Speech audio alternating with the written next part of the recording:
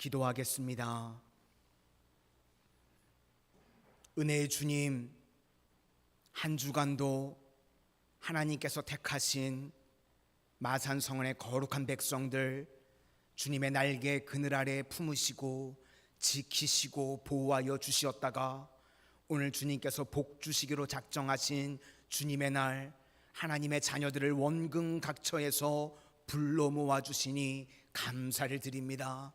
저희들 한 주간 세상 가운데서 지치고 상한 심령으로 나왔을지라도 주님, 이 예배 가운데 임재하심으로 저희들 각 심령들을 위로하여 주시고 깨어지고 무너진 것들이 주님 안에서 회복되어지고 살아나지는 은혜의 역사만이 임하게 하여 주시옵소서. 그리하여서 예배의 자리에 나올 때는 저희들 지치고 상하고 두려운 심령으로 나왔을지라도 예배를 마치고 돌아가는 발걸음 가운데는 평안과 응답과 감사로 돌아갈 수 있도록 은혜 위에 은혜를 덧입혀 주시옵소서. 예수님 이름으로 기도드립니다. 아멘. 우리 옆에 분들과 한번 인사하시겠습니다. 성령 충만하십시오. 강하고 담대하십시오. 오늘은 분량대로의 축복, 분량대로의 축복이라는 제목으로 하나님의 말씀을 증거하도록 하겠습니다. 창세기 49장은 이제 야곱의 유언이자 자녀들을 향한 축복의 내용입니다. 그런데 이 축복의 원리가요, 은사의 원리와 비슷합니다. 그래서 28절 하반절을 보니까 각 사람의 분량대로 축복하였더라 이렇게 나옵니다. 그러니까 분량이 있다는 것은 무슨 뜻이죠? 다 같은 복이 아니라는 것입니다. 그렇죠? 같은 것을 줘도 어떤 사람에게는 복이 되고 어떤 사람에게는 장애가 될 수 있다, 그런 말입니다.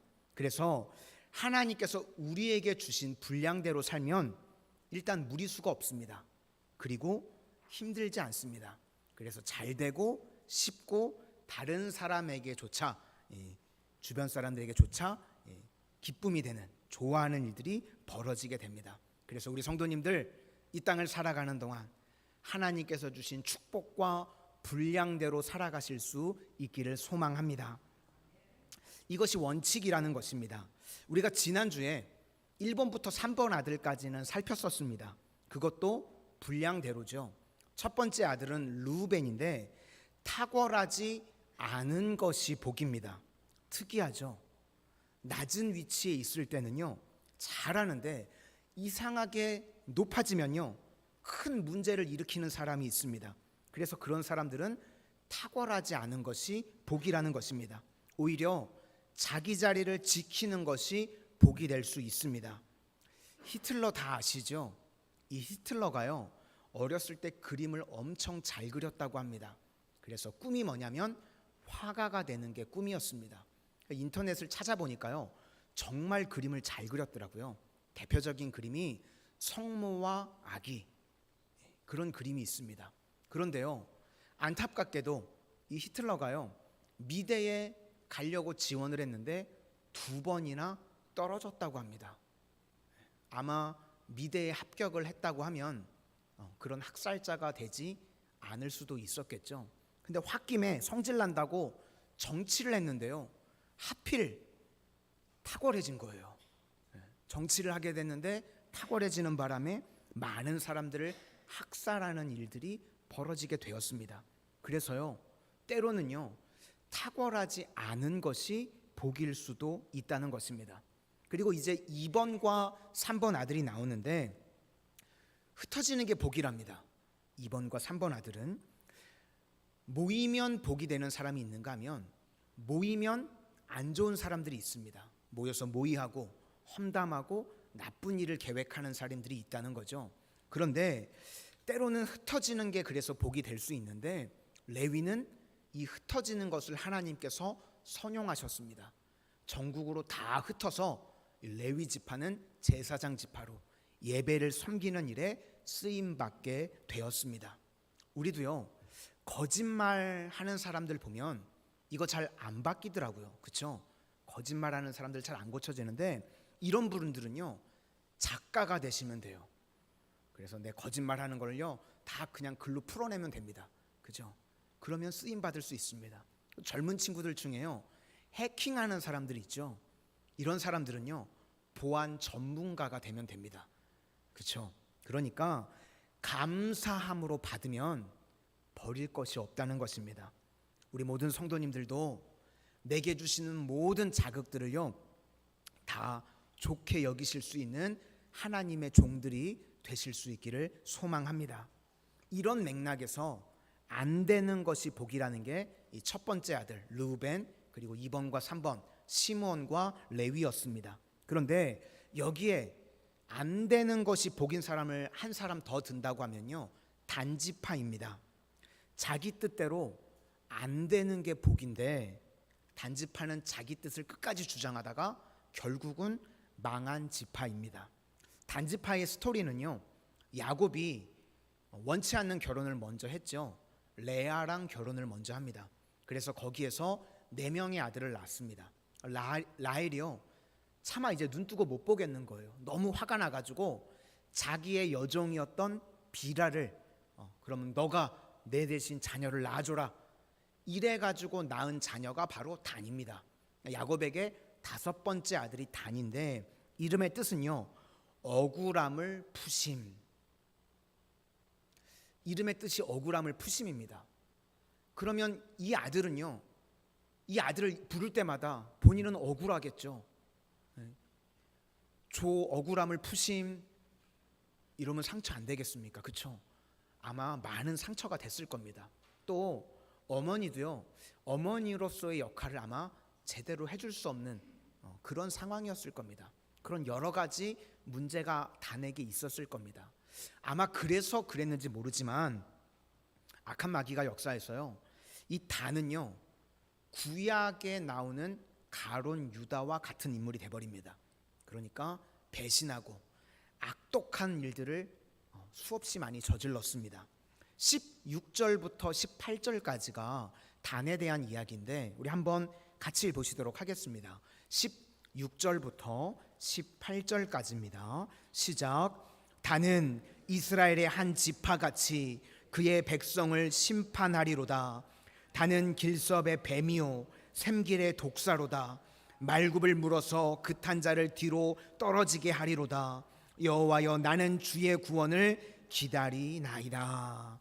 여기 지금 보니까 뱀이 나오고 독사가 나오고 지금 사탄을 묘사하고 있죠. 그리고 또 여호와여, 나는 주의 구원을 기다리나이다. 탄식하는 내용입니다. 마치 가론 유다를 향해서요 예수님이 탄식하셨죠. 차라리 나지 않는 게 너는 나을 뻔했다. 이렇게 탄식하는 지파가 이 단 지파였다는 것입니다. 그 단 지파의 대표적인 사람이 누군가 다들 아시는 삼손입니다. 단 지파의 가장 유명한 인물 한 명 꼽으라 그러면 삼손입니다. 이 단 지파가 어디에 있었냐면 블레셋과 접경지대에 살았었습니다. 그러니까 한마디로 이야기하면 사명이 있다는 거죠. 하나님께서 사사기를 보시면 지파다마다 사용하실 때가 있었습니다. 그때 이제 단지파를 사용하실 때인데, 단지파를 사용해서 이스라엘을 구원할 찬스였습니다. 그런데 단지파가 주역을 감당해야 될 그 시기에요 사사기의 사이클이 다 사라져 버립니다. 사사기의 사이클이 뭐냐면 불순종하면 고통을 당합니다. 그런 백성들이 고통을 당하면 부르짖죠. 부르짖으면 하나님께서 구원해 주셨습니다. 이게 사사기의 사이클인데요, 이 단지파가 사명을 감당해야 될 때는요 사이클 자체가 사라져 버립니다. 고통을 당하는데 고통을 당함에도 불구하고요 부르짖지 않더라는 겁니다. 기도도 하지 않았다는 겁니다. 그래서 원래는 단지파 전체가 뛰어야 되는데요 삼손 혼자만 뜁니다. 동역자가 아무도 없는 거예요.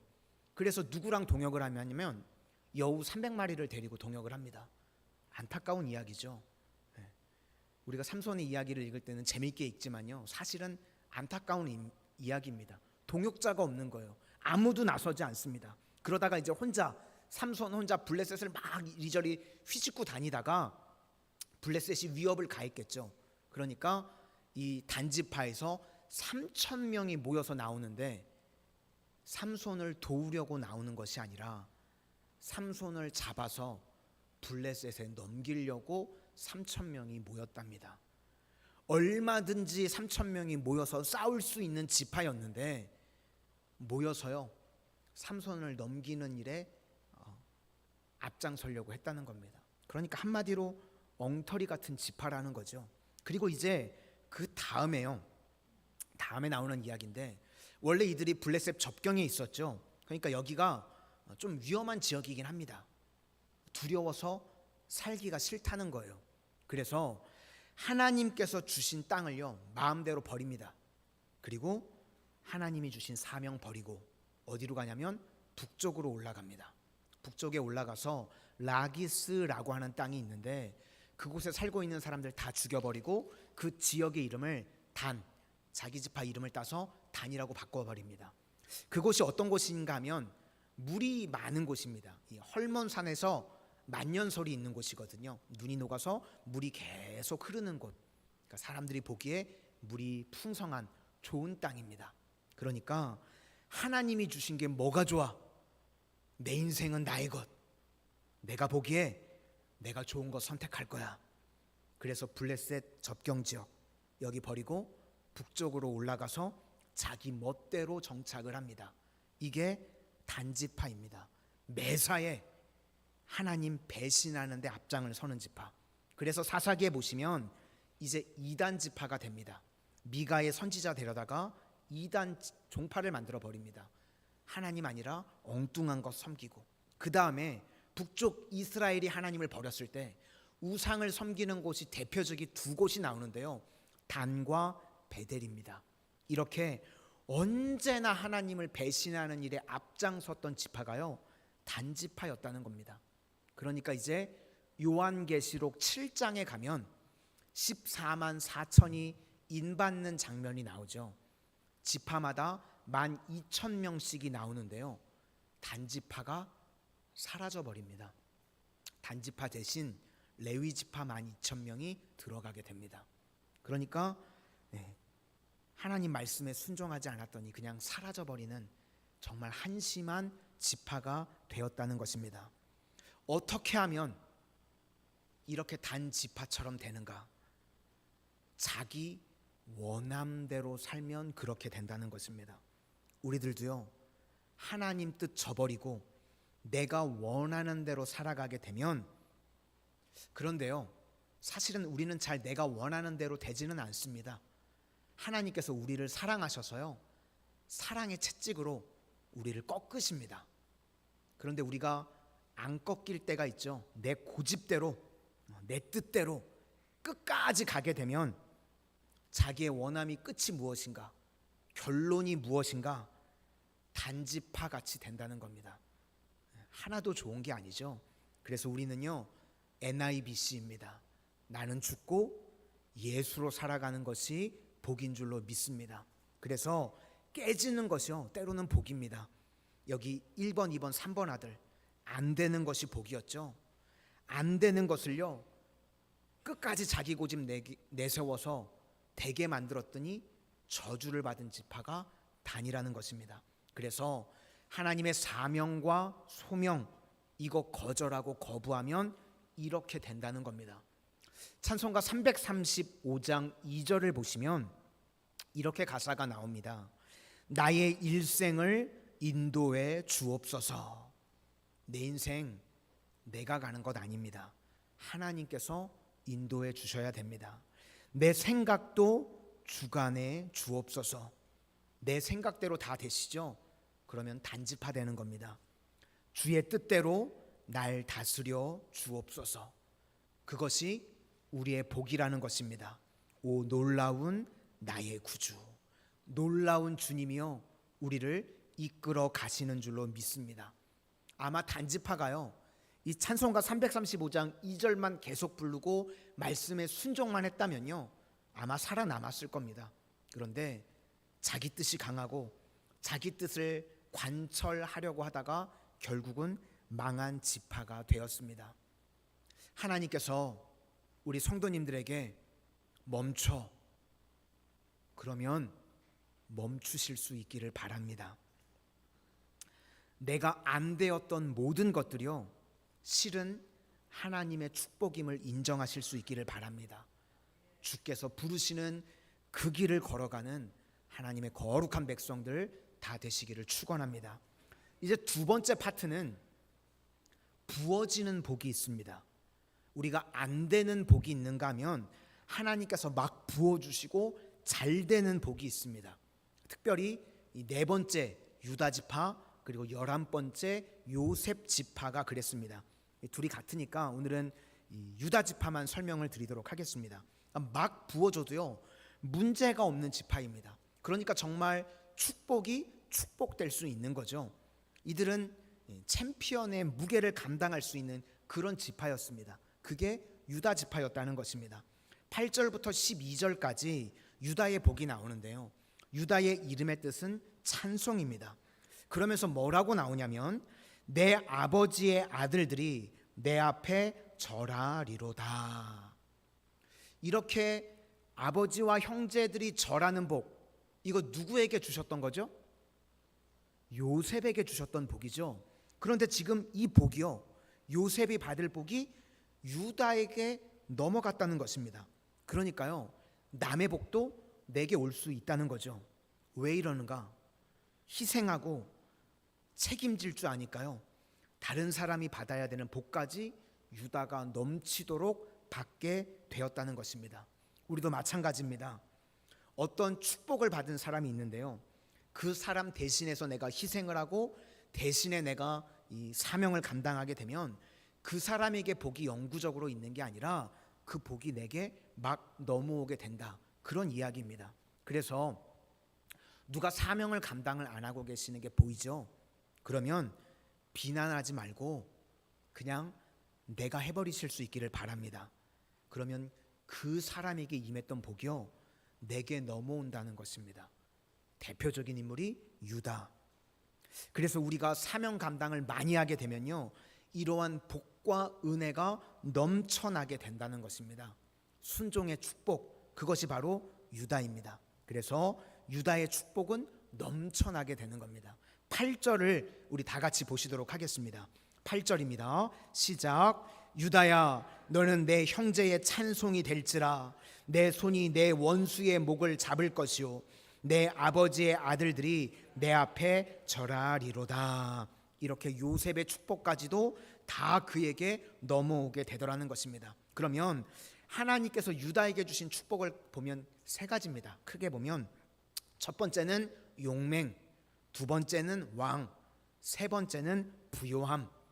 용맹의 대표적인 인물을 꼽으라고 그러면 유다 지파 후손 가운데요, 갈렙을 들 수가 있습니다.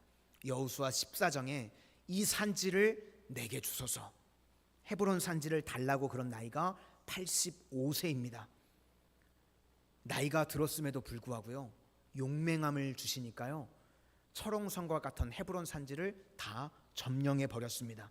그래서 용맹은요, 나이하고는 상관없습니다. 하나님께서 지금도 힘 주시면요, 우리 능력 있게 사명 감당할 수 있고 용맹함으로 승리하게 되는 줄로 믿습니다. 내 나이가 어때서? 이런 찬양도 있죠. 찬양은 아닙니까? 나이와 상관없이요, 하나님이 용맹함도 주신다는 겁니다. 또 규라고 하는 것은요, 왕권을 의미합니다. 이거는 대표적으로 다윗이겠죠. 그리고 부요함은요, 그의 아들이었던 솔로몬. 여기 부요함을 묘사를 하는 게 두 가지가 나오는데, 귀한 것을 흔하게 쓰면 그 부자라는 거죠. 이스라엘에게 제일 귀한 것 두 가지가 뭐냐면, 하나는 포도입니다. 그래서 제일 중요한 결혼식 때 포도주를 대접을 했죠. 포도주가 제일 귀하고, 또 한 가지 귀하게 여겼던 것이 우유입니다. 그런데 본문을 보니까 포도가 귀한 거니까 조심히 다뤄야 될 것 같은데, 포도나무를 함부로 흔들면 안 되잖아요. 포도가 떨어지니까. 근데 포도나무에 나귀를 메어놨답니다. 나귀가 가만히 있나요? 막 흔들겠죠. 그럼 포도가 막 떨어질 텐데 그렇게 떨어져도 될 만큼 지천에 깔린 게 포도였다는 겁니다. 그리고 우유가 또 굉장히 귀한 건데 우유로 빨래도 했답니다. 제가요 우유로 세수하는 사람까지는 봤습니다. 군대에 있을 때 남자가 취사병이었거든요. 우유가 남으니까요 그거 모아다 놓고 그 아까운 거 뭐하냐 그랬더니 세수하더라고요. 뭐죠? 피부에 양보한 거죠. 피부에 양보하는 사람이 있더라고요. 근데 여기는 한 걸음 더 나가서 우유로 빨래까지 했답니다. 우리 9절부터 12절까지 한번 보시도록 하겠습니다. 9절부터 12절입니다. 시작. 유다는 사자 새끼로다. 내 아들아 너는 움킨 것을 찢고 올라갔도다. 그가 엎드리고 웅크림이 숫사자 같고 암사자 같으니 누가 그를 범할 수 있으랴. 그가 유다를 떠나지 아니하며 통치자의 지팡이가 그 발 사이에서 떠나지 아니하기를 실로가 오시기까지 이르리니 그에게 모든 백성이 복종하리로다. 그의 나귀를 포도나무에 매며 그의 암나귀 새끼를 아름다운 포도나무에 맬 것이며 또 그 옷을 포도주에 빨며 그의 복장을 포도즙에 빨리로다. 그의 눈은 포도주로 인하여 붉겠고 그의 이는 우유로 말미암아 희로로다. 그러니까 가장 귀한 게 포도와 우유인데 이게 지천에 깔렸다. 부요함을 나타내고 있는 것입니다. 그러니까 이런 축복을 누구에게 주시는 것입니까? 전제 조건이요. 잘 사용하는 겁니다. 잘 사용하면 하나님께서 능력은 계속 부어 주신다는 것입니다. 엘리야의 후계자가 엘리사이죠. 이 엘리야의 상징은요 불의 선지자입니다. 그래서 불의 선지자는요 심판을 뜻하는 겁니다. 너희들 말씀을 듣고 돌아오지 않으면 불의 심판이 임한다, 그 뜻입니다. 그런데 이제 엘리야가 하늘로 승천하게 되죠. 이건 사실 무슨 의미냐면 이제 엘리야가 승천하게 되면 포기했다는 거예요. 심판이 임한다는 겁니다. 불심판이. 엘리야가 말씀을 전해도 백성들이 완악해서 듣지 않으니까 승천을 해서 떠나간다는 것은 포기했다는 겁니다. 그러면 이제 이 땅에 불심판이 임해야 되는데 그걸 엘리사가 알았습니다. 그래서요 하나님 앞에요 모세와 같이 기도합니다. 모세가 출애굽기 32장 32절에 이렇게 기도하죠.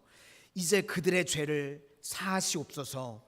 그렇지 아니하시오면 원하건대 주께서 기록하신 책에서 내 이름을 지워버려 주옵소서. 이렇게 중보했는데 엘리사의 심정이 그랬다는 겁니다. 이제 엘리야가 승천을 하면요 심판, 불의 심판이 임하는 걸 알고 있었습니다. 그래서 하나님 앞에 그렇게 기도합니다. 하나님, 한 번만 더 기회를 주십시오. 엘리사에게 주셨던 능력을 가지고 안 되면 저에게 갑절의 능력을 주셔서 백성들을 구원할 수 있는 기회를 한 번만 더 주십시오.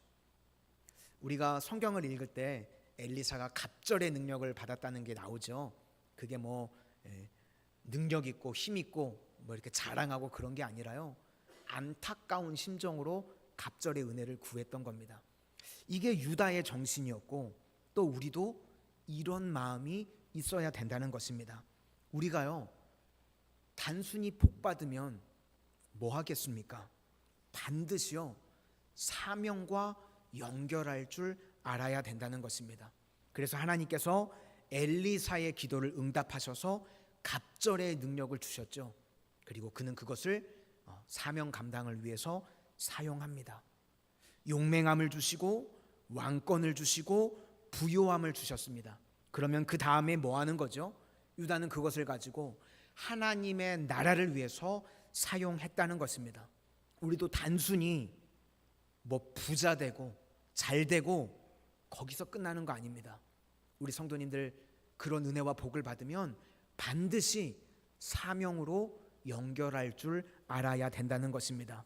우리도 진짜 유다의 축복을 누린다고 그러면 하나님께서 내게 주신 모든 것을 가지고 주를 위해서 사용할 줄 아는 하나님의 거룩한 종들이 다 되시기를 바랍니다. 그래서 필요한 것이 하나는 충성이고요, 또 한 가지는요 성실함입니다. 우리가 신앙생활을 할 때도요 들쑥날쑥하면 안 되고 꾸준한 것이 중요합니다.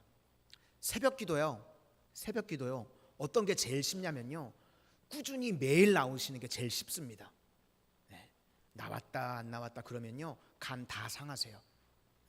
그 다음으로 쉬운 게 뭐냐면요, 한 번도 안 나오는 게 쉽습니다. 아예 담임 목사가 바뀐 지 이제 1년 반이 돼도 한 번도 안 나오시는 분들 계시죠? 꾸준하게. 그런 분들은요 갈등도 없어요. 나갈 마음이 없으니까. 그죠?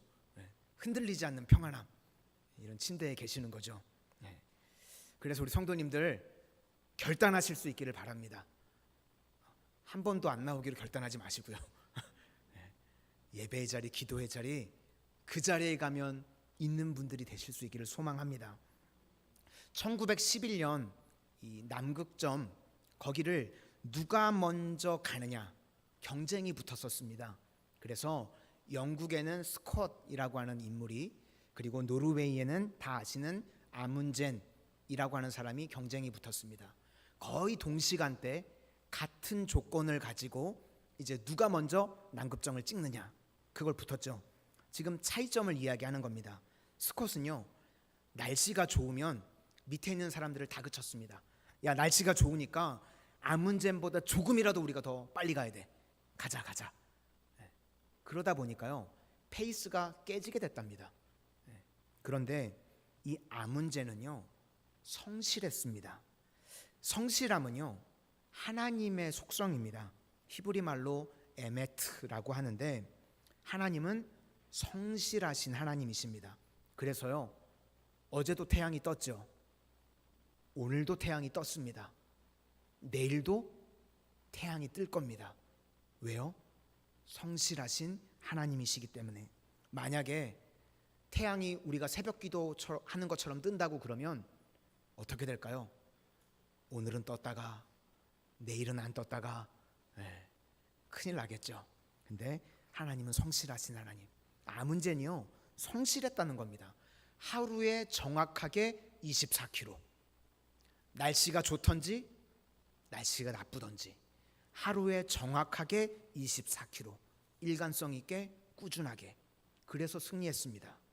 그래서 꾸준함의 대표적인 예를 들라고 그러면 이 스콧과 아문젠의 싸움을 듭니다. 오늘 유다 지파의 강점은요 하나는 충성이었고, 또 하나는요 항상 꾸준했다는 겁니다. 들쑥날쑥하지 않았다는 겁니다. 오늘 우리 성도님들이요 복 받으라고 이 말씀 드리는 겁니다. 주님 앞에 충성을 다하고 날마다 성실하게 신앙생활할 수 있는, 그래서 하나님께서 유다 지파에 주셨던 넘치는 은혜와 복이 임하는 우리 모든 성도님들이 다 되시기를 축원합니다. 이제 마지막 세 번째인데, 첫 번째는 안 되는 복이 있다고 말씀을 드렸고, 두 번째는 막 부어지는 잘 되는 복이 있다고 말씀을 드렸습니다. 세 번째는요 평범함의 복입니다. 링컨이 그랬습니다. 하나님은 평범한 사람을 제일 사랑하신다. 왜냐하면 제일 많기 때문에. 우리 대부분 평범하죠.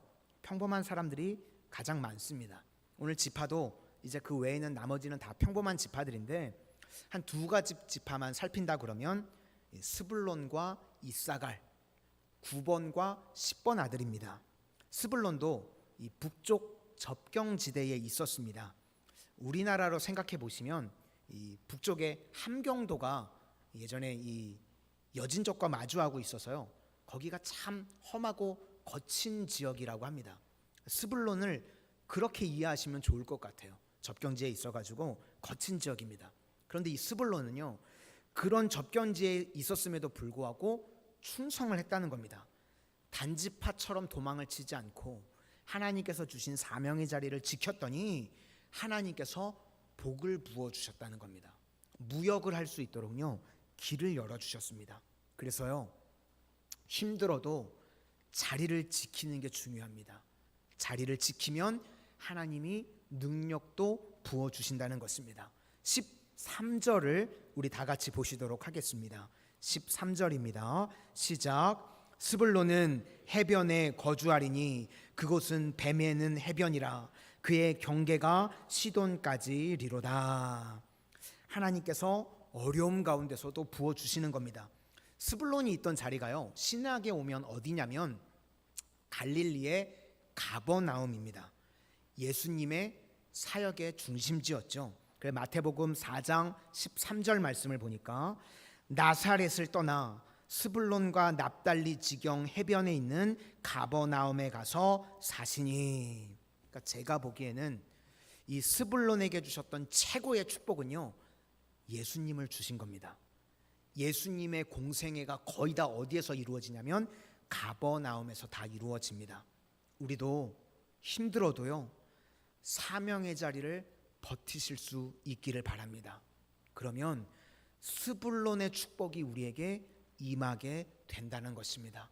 또 하나 이사갈인데요, 이 이사갈은 좀 게으른 것 같습니다. 그래서 이 게으름의 상징이 낙인데 이 건장한 낙이 같다고 표현을 하고 있습니다. 14절과 15절을 보시도록 하겠습니다. 14절과 15절입니다. 시작.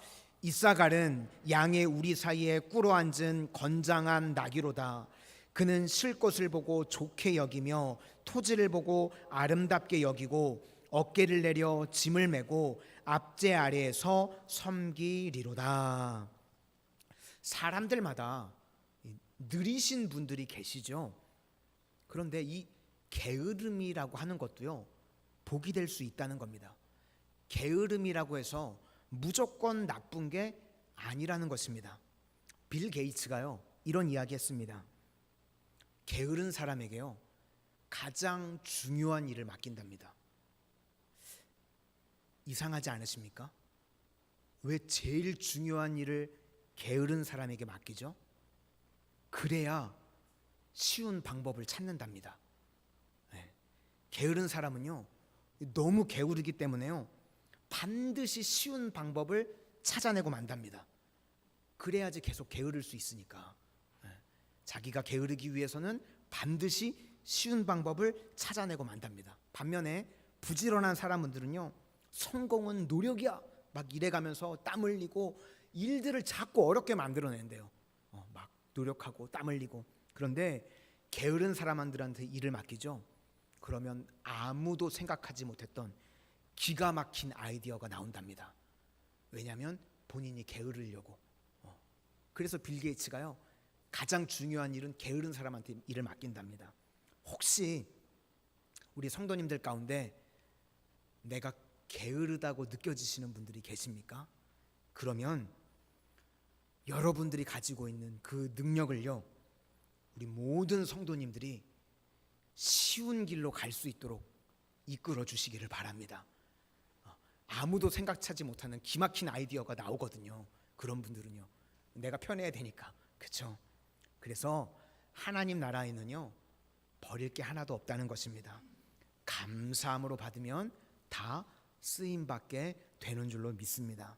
우리는 안 되는 것도 복이 될 수 있고 또 잘 되는 것도 복이 될 수 있고 평범함도 복이 될 수 있습니다. 목적은 하나님 나라를 위해서 쓰임 받을 때 다 살아나게 된다는 것입니다.